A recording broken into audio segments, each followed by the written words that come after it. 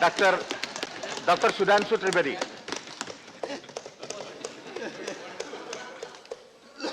You have 20 minutes from your party. माननीय उपसभापति महोदय, आज वित्त मंत्री महोदया के द्वारा प्रस्तुत इस बजट के समर्थन में मैं बोलने के लिए खड़ा हुआ हूं। ये बजट कोई सामान्य बजट नहीं है, क्योंकि ये आजादी के अमृत महोत्सव वर्ष में, जिसे प्रधानमंत्री जी ने आगे के लिए अमृत काल शब्द का प्रयोग किया है, उसे बहुत से अमृत तत्व को सन्निहित किए हुए समाज के लिए अनेक कल्याणकारी विषयों को लिए हुए प्रस्तुत किया गया है। देखिए, जब अर्थ की बात आती है तो यह कहा जाता है कि अर्थ का कितना महत्व है। हमारे यहां संस्कृत के सुभाषित में कहा गया है, अर्थ सर्व जगन मूलः अनर्थो अर्थ विपर्ययः। इसका अर्थ होता है कि संपूर्ण जगत के क्रियाकलापों का मूल अर्थ है, फाइनेंस है। इसीलिए अनर्थ शब्द, जो कि सब कुछ नष्ट होने के अर्थ में होता है, वह इसका विपरीत शब्द के रूप में प्रयोग होता है। इसलिए इस बजट के अर्थ को समझने के लिए मैं आंकड़ों के ऊपर बहुत डिटेल में नहीं जाना चाहता, क्योंकि यहां पर सभी लोग विद्वान बैठे हुए हैं और उन्होंने आंकड़ों के बारे में बहुत कुछ जानकारी पहले से है। परंतु इसके अर्थ के इस अभिलेख का निहितार्थ क्या है, इसका भावार्थ क्या है, यह समझने की आवश्यकता है। देखिए माननीय सभापति महोदया, जो विषय यहां पर रखा है वित्त मंत्री महोदया ने और प्रधानमंत्री जी के मार्गदर्शन में, वो तीन मूल भावनाओं से प्रेरित है। पहला, कल्याणकारी योजना और सर्वस्पर्शी विकास। दूसरा विषय, दूसरा अपने आप इससे रिलेटेड पॉइंट आता है, यदि हमें सर्वस्पर्शी विकास और कल्याणकारी योजनाएं आगे ले जानी है तो वो किससे प्रेरित होनी चाहिए? वो प्रेरित होनी चाहिए भविष्य की आवश्यकताओं से, जैसे पर्यावरण संतुलन, ग्रीन एनर्जी और हाई टेक्नोलॉजी। तो अगला चरण, अगला प्रश्न आपके मन में उठेगा कि ये सब यदि संचालित होना चाहिए तो इसके लिए धन की व्यवस्था, संसाधन की व्यवस्था कहां से होनी चाहिए? तो इसमें पब्लिक के साथ साथ प्राइवेट सेक्टर का भी बहुत सक्रिय और सकारात्मक सहयोग के साथ इसमें संसाधन जुटाने की भी व्यवस्था की गई है। तो इसलिए मैं कहना चाहूंगा कि this is a welfare oriented, all inclusive development motivated by the futuristic technologies and high technologies like ecological balance and green energy, with an active and vibrant participation of the private sector also. अब आप कहेंगे कि ये सब कुछ आपने कह तो दिया, परंतु क्या ये संभव है कि ये हम कैसे करेंगे? तो मैं कहना चाहता हूं कि हम लोगों ने यह करके दिखाया है। अभी बजट में विकास की दर 9.2% रखी गई है। कल सुशील मोदी जी ने भी इस बात का उल्लेख किया था कि आईएमएफ ने अभी 25 मार्च को जो अपनी रिपोर्ट दी है, उसमें रिवाइज एस्टीमेट में भी भारत की प्रोजेक्टेड ग्रोथ रेट 9% रखी है। यानी जो हमने स्थापित किया है उसके बिल्कुल अनुरूप है, यह यथार्थपरक है। दूसरा, जो फिस्कल डेफिसिट था, वित्तीय घाटा, जिसका लक्ष्य 6.8% रखा गया था, वो 6.9% है। यानी वो भी हमने लगभग पूरी तरह अटेन किया है। जबकि यह फैक्ट है कि हमने इसमें मैसिव कैपिटल एक्सपेंडिचर भी बढ़ाया है और इस वर्ष 34% से अधिक की वृद्धि की है। इसके बावजूद वित्तीय घाटे पर नियंत्रण, मेरे विचार से इसके लिए वित्त मंत्री महोदया साधुवाद की पात्र हैं।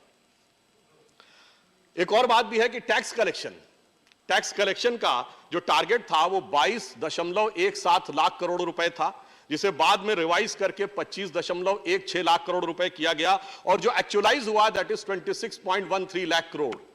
यानी जो हमने तय किया उसके आगे तय किया, फिर उससे कहीं बेहतर हमने रियलाइज किया। यह इस बात का प्रमाण है कि हमारी योजनाएं और अनुमान और वित्तीय प्रबंधन सब ठोस तथ्यों पर आधारित है। एक फैक्टर और भी है, जब हम इस विषय पे बात करते हैं, अभी स्टेट बैंक ऑफ इंडिया का एक सर्वे आया जिसके अनुसार 2017-18 में भारत की जो इनफॉर्मल इकोनॉमी थी, जो लगभग 52% के आसपास थी, वो अब 15 से 20% के आसपास हो गई है, जो अधिकांश विकसित देशों के पैरामीटर्स के अनुरूप है। इसका अर्थ यह हुआ कि यह जो निरंतर प्रयास विगत 2-3 बजट के द्वारा किया गया है, वो अपना प्रभाव दिखा रहा है और अर्थव्यवस्था एक नए स्वरूप और नई शक्ति के साथ युक्त हो रही है। परंतु मैं यह भी कहना चाहूंगा महोदया कि यह सब हमने किस समय अचीव किया है। जब अनेक प्रकार के आरोप प्रत्यारोप सरकार के ऊपर लगते हैं, तो मैं कहना चाहूंगा, यह बताइए, इस समय जब विश्व मनुष्य जाति के ज्ञात इतिहास की सबसे बड़ी चुनौती का सामना कर रहा था, 200 देश कोविड से affected, in the documented history of world, nowhere you can find any reference कि 200 countries are facing the same problem। और इतना ही नहीं, अर्थव्यवस्था के फ्रंट पर सन 2020 का वह वर्ष जब इंग्लैंड की ग्रोथ रेट -9.3, अमेरिका की -5.6, इटली, जर्मनी, फ्रांस -10, और उसके बाद यह कहा जा रहा है कि इस परिस्थिति के लिए प्रधानमंत्री मोदी जी जिम्मेदार हैं। मेरे विचार से इतने प्रबुद्ध लोग जो विपक्ष में बैठे हुए हैं, जो अनेक बार विदेश गमनागमन में संलग्न अनेक नेता हैं, कम से कम उनको तो इस बात का ध्यान रखना चाहिए कि पूरे विश्व की अर्थव्यवस्था, विश्व के इतिहास में कोई एग्जाम्पल बताइए जब all G7 countries are having negative growth rate, उस दौर में। और हम इकलौते ऐसे देश थे जब देश के अंदर भी सब मोदी जी पर आक्रमण करने के लिए खड़े हुए थे, परंतु उन्होंने जिस दृढ़ता से परिचय दिया है, चाहे कोई साथ खड़ा था नहीं खड़ा था। मुझे महादेवी जी की कविता की वो पंक्ति याद आती है जो प्रसिद्ध कविता थी, पंथ होने दो अपरिचित, प्राण रहने दो अकेला, अन्य होंगे चरण हारे, और हैं जो लौटते दे शूल को संकल्प सारे, चिरवृत्ति निर्माण उन्मद यह अमरता नापते पद, बांध देंगे अंक संस्कृत से तिमिर में स्वर्ण बेला, पंथ होने दो अपरिचित, प्राण रहने दो अकेला। आगे विचार किया गया बजट में, तो एक और तथ्य जिसकी तरफ लोगों का ध्यान नहीं था। लोग कहते हैं साहब एक्सपेंडिचर के लिए फर्दर लोगों को क्यों नहीं पैसा उपलब्ध कराया जा रहा है। सब प्रकार की व्यवस्थाएं सरकार द्वारा की गई, परंतु एक फैक्ट भी है, पिछले एक वर्ष में जो इंडिया की हाउस होल्ड सेविंग है वो 7 लाख करोड़ रुपए बढ़ी, और हाउस होल्ड डेट 18,000 करोड़, और यहां तक कि जो 45 करोड़ जनधन अकाउंट हैं, जिसमें सबसे गरीब और वंचित और निर्धन लोगों के अकाउंट हैं, उसमें सेविंग्स में 39,000 करोड़ रुपए की वृद्धि हुई है। यह इस बात का प्रमाण है कि पेंडेमिक के इस दौर में एक मनोविज्ञान है कि जनता अभी बचत की तरफ ज्यादा ध्यान दे रही है, क्योंकि उन्हें लग रहा है कि शायद कोविड काल पूर्णतः समाप्त हो जाए, तब वो सामान्य आर्थिक गतिविधियों में आएंगे। और वित्त मंत्री जी ने पूरी संवेदना के साथ इस विषय का ध्यान रखा है कि उन्होंने ना कोई टैक्स लगाया है, ना इंटरेस्ट रेट में कोई कमी की है, यानी जनमानस की उस भावना का पूरा सम्मान उन्होंने यहां पर किया है। अब यह दौर जो दुनिया का एक ऐसा दौर था जिसमें से हम सिर्फ बच के नहीं निकले, हम सिर्फ सरवाइव नहीं किए, बल्कि हमने एक नए सृजन का आधार भी बनाने का प्रयास किया। यह हादसा था, हादसा बड़ा खौफनाक था, पर ऐसा नहीं कि हमने हिम्मत हारी। मैं कहना चाहूंगा कि हमने किस विचार का ध्यान रखा कि हादसों का दौर है तो क्या मुस्कुराना छोड़ दें और जलजलों के खौफ से घर बनाना छोड़ दें। इसलिए हमने एक नई व्यवस्था का निर्माण भी शुरू किया, और व्यवस्था के निर्माण का आधार क्या बनाया? वो आधार जो प्रधानमंत्री जी ने नींव रखी है, जो वित्त मंत्री जी ने अपने बजट में प्रावधान किया है, गति शक्ति। गति शक्ति में चाहे रेल हो, रोड हो, एयरपोर्ट हो, पोर्ट हो, लॉजिस्टिक सपोर्ट हो, मास ट्रांसपोर्टेशन हो, ये 7 इंजन्स ऑफ ग्रोथ जो हमारे एक भविष्य में बड़े भव्य भवन का आधार बनाते हुए दिखाई पड़ रहे हैं। फिर 25,000 करोड़ रुपए नेशनल हाईवे के लिए हो, या रेलवे में एक प्रोडक्ट एक स्टेशन बनाने का हो, यानी भारत के अंदर जो एक सृजनात्मक क्षमता है उसका अर्थ जगत में कैसा प्रयोग किया जाए, उन सारी चीजों का भी ध्यान रखा गया। फिर चाहे मैं बहुत विस्तार में न जाते हुए एमएसएमई में ECLGS को 2023 तक बढ़ाना हो, 5 लाख करोड़ का कवर देना हो, और यह तय करना हो, जो प्रधानमंत्री जी ने भी बोला था कि 200 करोड़ रुपए से अधिक के टेंडर ही ग्लोबल होंगे और उसके नीचे भारतीय कंपनियों और इसका सर्वाधिक लाभ एमएसएमई को ही प्राप्त होने की संभावना है। और मेक इन इंडिया में 60 लाख जॉब क्रिएट होने हो, 400 वंदे भारत ट्रेन चलनी हो, क्या इनमें से कोई भी जॉब क्रिएशन के बगैर होगा? चिदंबरम साहब बोल रहे थे कि जॉब का उल्लेख उन्हें दिखाई नहीं पड़ता है, तो मैं विनम्रता से कहना चाहूंगा, भाई वो हार्वर्ड से इकोनॉमिक्स पढ़े हुए हैं, अगर इतना विकास इंफ्रास्ट्रक्चर में होगा तो क्या जॉब्स उसमें क्रिएट होकर नहीं दिखाई पड़ेंगे? ये सहज स्वाभाविक रूप से समझा जा सकता है। अगला पक्ष आता है सुरक्षा। देखिए, सुरक्षा के मामले में हमारी सरकार ने सबसे बड़ा आमूलचूल परिवर्तन किया है। मैं कभी सोचता था कि हमारा देश चंद्रयान बना सकता है तो मिसाइल क्यों नहीं, अगर मिसाइल बना सकता है तो एसॉल्ट राइफल क्यों नहीं? ऐसा नहीं कि हमारे अंदर क्षमता नहीं थी। डिफेंस प्रोडक्शन हमने शुरू किया था। आपने देखा इस बजट में प्रावधान किया गया कि जितना भी डिफेंस प्रोडक्शन होगा उसका capital 68% capital procurement domestic industry से होगा, यानी हम ग्रेजुअली सेल्फ रिलायंट, आत्मनिर्भर होते चले जाएंगे डिफेंस के क्षेत्र में।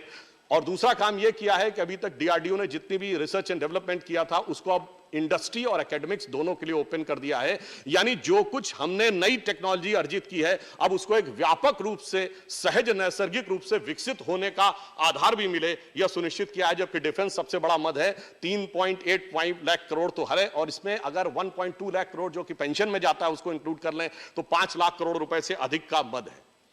फिर किसान को देखें तो चाहे एमएसपी में 2.37 लाख करोड़ रुपए देना हो, 5 बड़े रिवर लिंकिंग प्रोजेक्ट जिसमें केन बेतवा प्रोजेक्ट के लिए 1400 करोड़ रुपए का स्थापना, इसके साथ साथ स्टार्टअप, कृषि स्टार्टअप के लिए नाबार्ड अब फंडिंग करेगा, फल सब्जी उगाने वाले किसानों को पैकेज मिलेगा, और नई टेक्नोलॉजी के द्वारा किसानों को किस प्रकार से आगे किया जा सकता है।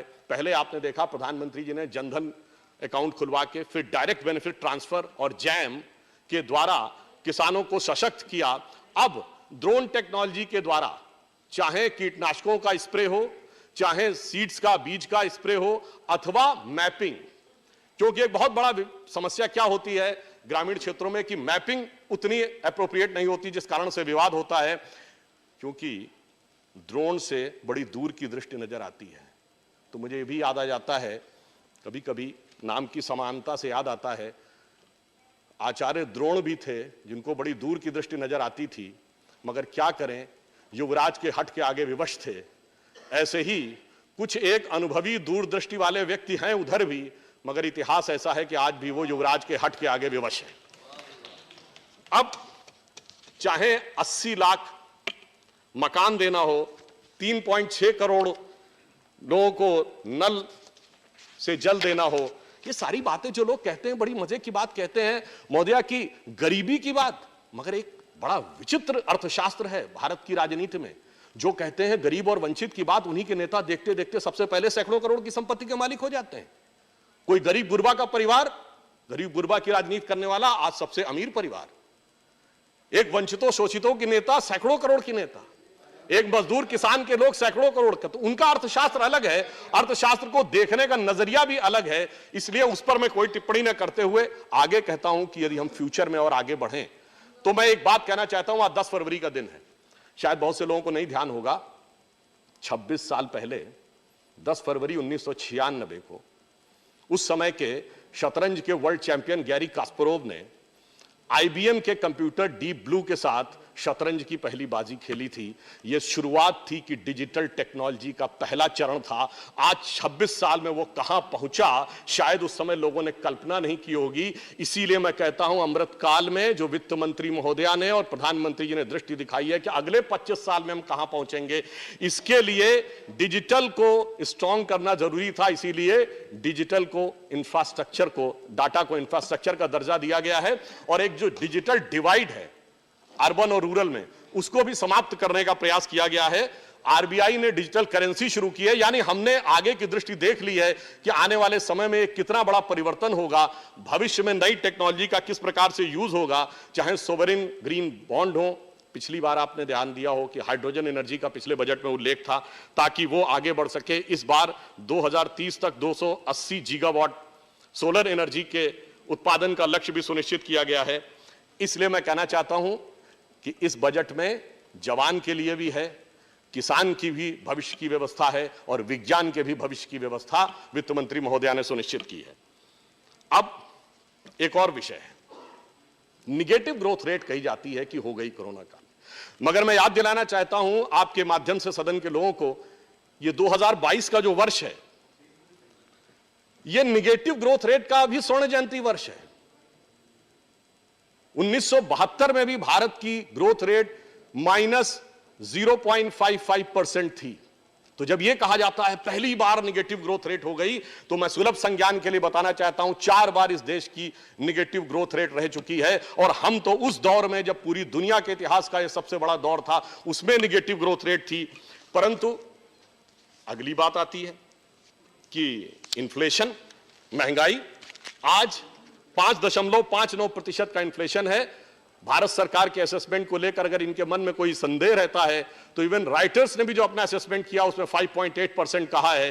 पर मैं याद दिलाना चाहता हूं, जब यह कहा जाता है भारत के इतिहास की सबसे बड़ी महंगाई, तो हम भूल जाते हैं कि डबल डिजिट इन्फ्लेशन इस देश में कितनी बार रहा है। 2010, 2009, 1997, 1995, 1994, 1992, 91, 83, 81, 80 और 74 में 28%, 73 में 17%, 28% और 17% का रेट ऑफ इन्फ्लेशन इस देश में रहा है। और देश में 2019 का और 2004 का ही चुनाव ऐसा था जब महंगाई मुद्दा नहीं बनी, वरना हमेशा महंगाई मुद्दा बनती थी। और इतना रहा है उस दौर में महंगाई कि जनमानस के लोकगीत और रंगमंच में महंगाई उल्लिखित हो जाती थी। हम सबको याद होगा, सखी सैया तो खूब ही कमात है, महंगाई डायन खाए जाते, किसके जमाने में बना था?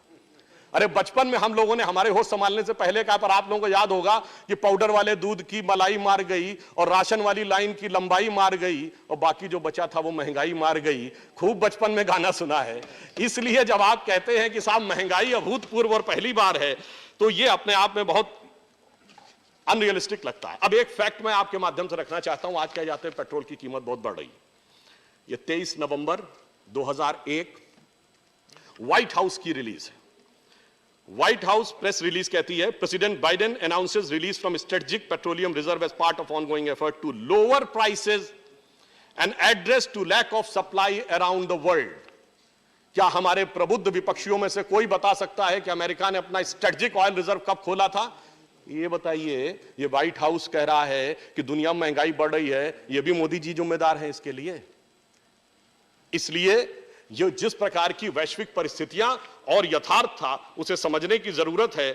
दर्जन भार, 12 बार दहाई अंक तक रह चुकी है महंगाई, तो दर्जन भार जिनकी महंगाई दहाई अंक को पार करे, जब वो महंगाई की दुहाई दें तो उसमें सच्चाई नजर नहीं आती है। अब एक बिंदु और भी कहना चाहूंगा, जिसे आपने देखा कल हमारे कम्युनिस्ट पार्टी के नेता बड़े ही शिद्दत के साथ मार्क्स को कोट कर रहे थे। देखिए, मार्क्स यानी कम्युनिज्म और कैपिटलिज्म, ये माना जाता दोनों एक दूसरे के विरोधी हैं। हमारे विपक्षी दल लंबे समय सत्ता में रहे, एक समय एक विचारधारा को माना, दूसरे समय दूसरी विचारधारा को माना, परंतु दोनों में कोई झगड़ा नहीं है। सब कहते हैं कि धन संसाधन है, प्रकृति का भयंकर दुरुपयोग करो, जितना हो उतना अधिक से अधिक पैसा होगा, सिर्फ वही सुख का कारण बनेगा। और धन एक संसाधन है, मानव भी एक संसाधन है, प्रकृति भी एक संसाधन है, केवल ओनरशिप का झगड़ा है। एक कहता है सरकार के पास रहना चाहिए, एक कहता है प्राइवेट रहना चाहिए, बाकी दोनों पूर्णतः भौतिकवादी हैं। हम जब मानते हैं तो हम धन को संसाधन नहीं मानते, हम उसको लक्ष्मी माता मानते हैं। इसलिए उसमें चेतना देखते हैं और स्नेह देखते हैं, इसलिए वो सबको समान रूप से अपना जो लाभ है वो पहुंचाने का प्रयास करती है। ये एक अंतर है हमारी सोच और उनकी सोच में, जो मार्क्स की सोच है और जो भारतीय सोच है। इसीलिए धन जब सिर्फ संसाधन होता है तो उसका आसन किसी भी कुशासन में, किसी भी दुशासन की तिजोरी में हो सकता है। Honorable member, you'll have to start winding up. Yes, 1 minute. I will stand. You have 1 minute. और परंतु जब वह कल्याणकारी जीवन चेतना के द्वारा लक्ष्मी मां के रूप में आता है समाज में कल्याण करने के लिए, तो उसका आसन सिर्फ कमल ही होता है।